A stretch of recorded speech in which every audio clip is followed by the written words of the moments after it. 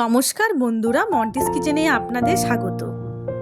আপনারা তো ভোলা মাছের রেসিপি অনেকেই জানেন।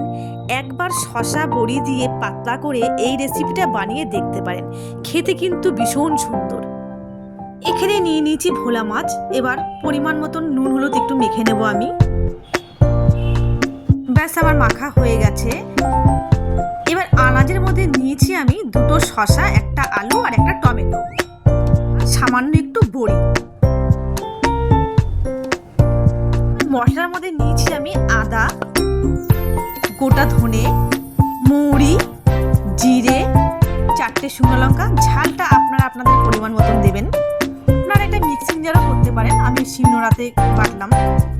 কড়াইতে দিয়ে দিয়েছি সর্ষের তেল। এবার একটা একটা করে মাছ ভেজে নেব আমি। ব্যাস, একদিক হয়ে গেছে, উল্টে নেব। ব্যাস, আমার লাল লাল করে একটু ভাজা হয়ে গেছে। এবার ওই তেলের মধ্যে দিয়ে দেবো বড়ি। বড়িও ভাজা হয়ে গেছে, এবার উঠিয়ে নেব। এবার ওই তেলের মধ্যে ফোড়নে দেবো 5 ফোড়ন, দিয়ে দেবো কেটে রাখা আলু, পরিমাণ মতো নুন, হালকা একটু লাল করে ভেজে নেব। দিয়ে দেবো টমেটো, আবার একটু নাড়াচাড়া করে নেব। বাস, এবার দিয়ে দেবো কেটে রাখা শসা। আবারও 1 মিনিটের মতো নাড়াচাড়া করে নেব, যাতে শসার কাঁচা গন্ধটা চলে যায়। দিয়ে দেবো পরিমাণ মতো হলুদ গুঁড়ো আর বেটে রাখা মশলা। এবার সামান্য একটু জল দেব। এবার ভালো করে মশলাটাকে কষিয়ে নেব।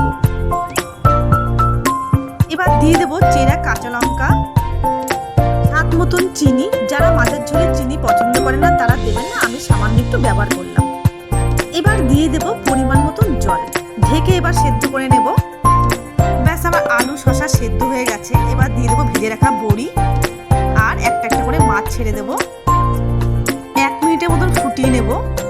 এবার উপর দিয়ে দিয়ে দেবো ধনে পাতা। আমার রেডি হয়ে গেল শসা বড়ি দিয়ে পাতলা করে ভোলা মাছের ঝোল। অবশ্যই আপনারা বাড়িতে একবার করে দেখবেন, খেতে কিন্তু ভীষণ সুন্দর হয়েছিল। আমার রেসিপি আপনাদের ভালো লেগে থাকলে অবশ্যই লাইক কমেন্ট শেয়ার করবেন চ্যানেলটিকে।